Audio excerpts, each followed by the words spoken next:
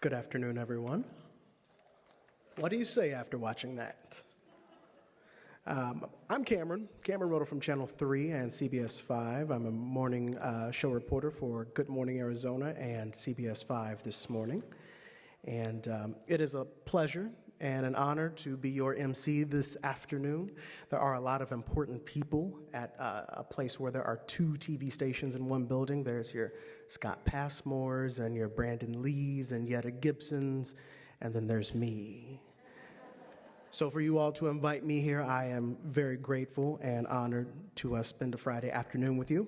Hope everyone made it here without a headache in traffic, but we do assure you when this is over, your ride home will be twice as long. That video there was a small glimpse of what it is this school, not just this department, but this entire school has to offer.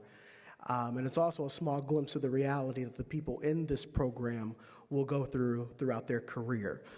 Earlier this spring, we were invited by Dawn and the staff here to come and do a segment for Good Morning Arizona, where we basically tried to show in a couple of different live segments this production as the students are going through the entire motions. There were multiple scenes from a car crash outside to the initial parents finding the person that's injured, to the ambulance ride, to the hospital, the whole shebang. And what impresses me most about this is how everyone can seem to coordinate together, because this is not just the first responding group of students who are learning here. This is the nursing department, the production department. I think it's production/theater. Actually, I have it right here. The psychological department, the theater and arts, fire science, and nursing.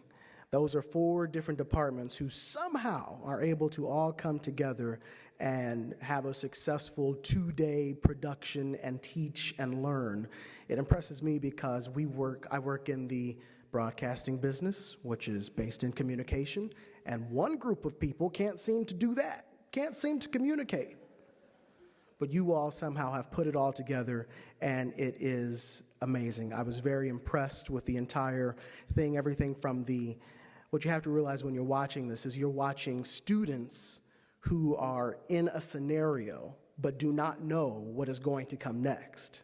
You also are watching actors from the theater department who do know what is going to do next, and it's really based on their performance to give the nursing and fire science students a glimpse of what they are going to go up against. Because if they're not good actors, they're also being teachers, and they're not teaching the right way. So if you had any part to do with that video, if you'll just stand. We want to recognize anyone who was in here who did any part of that, the production, the photography, the ambulance driver, everything.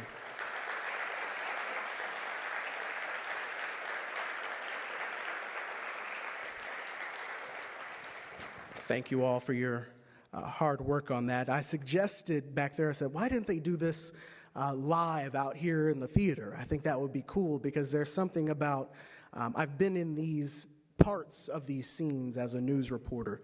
I've been there when someone has been shot and all the police and fire is there, and the family arrives, and there is a scream that a mother has when she arrives on a scene.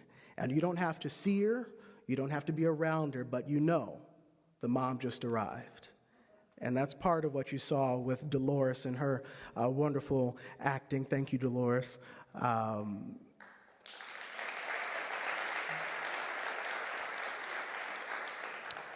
As convincing as her acting is, they said it would not be a good idea to do it live, because the first responders in the room would try to get up and participate, because that's what you do. We didn't want to give you a heart attack and think that there was something actually going on in here. But although, with all the people in here, this would be a good place to have a heart attack. But that is not an invitation to do so. Please don't. Let's talk about this program and how it's established. It is established because of the people who help put it together from the different departments to ready these students for their career of choice, whichever it may be. And at this time, we'd like to introduce Dr. Greg Alistante from Honor Health. Oh, have I skipped a spot? You know what? No, you know what? You see, how this works is they give you a script, and all you have to do is read it. I didn't do that correctly. Now that I've jumped the gun, we have something else we're going to do, and we now have a small history of this event for you to watch. There you go.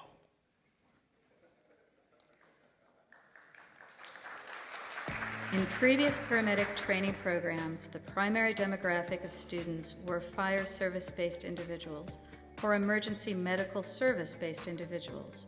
They would enter our program often with 3 to 5 years of experience already garnered in the emergency medical service field.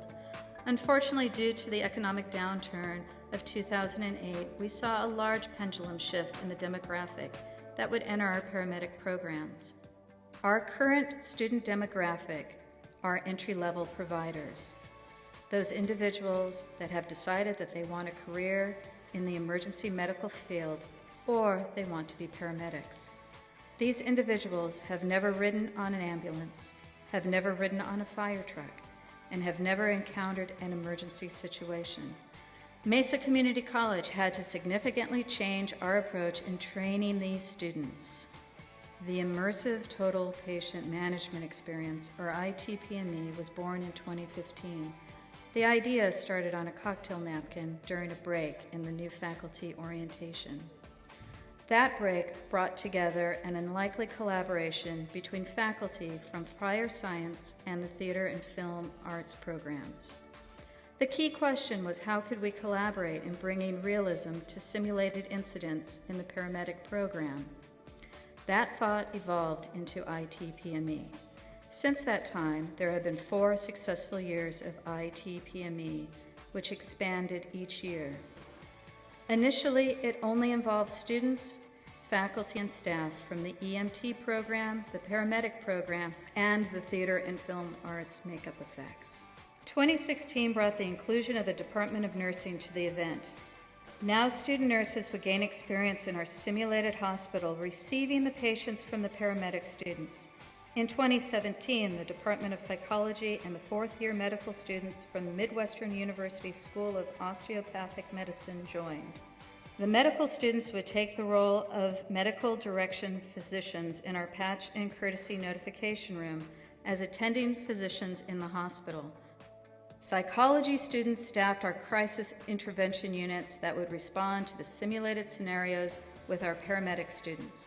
The theater and film arts department stepped up their contribution by providing stage managers to run the event and actors to create well-researched and believable performances, not only of patients, but of their extended family. This increased the urgency and believability of the scenarios. Now Mesa Community College's collaborative parties come together again for another successful event known as ITPME 2018.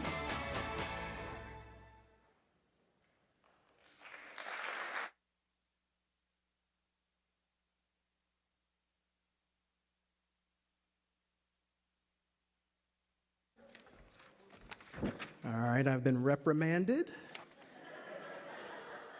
And now I will try to follow directions.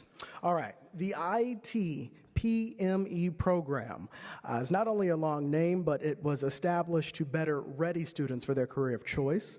And now we will hear from some people. Dr. Greg Alistante is not here this afternoon, but he is part of it. We want to recognize him, as well as Jenny Terry from the nursing department, Kevin Segerstrom from the psychological science department, Dolores Mendoza from the Theater and Film Arts Department, and Jason Hefter from the EMT Paramedic Program.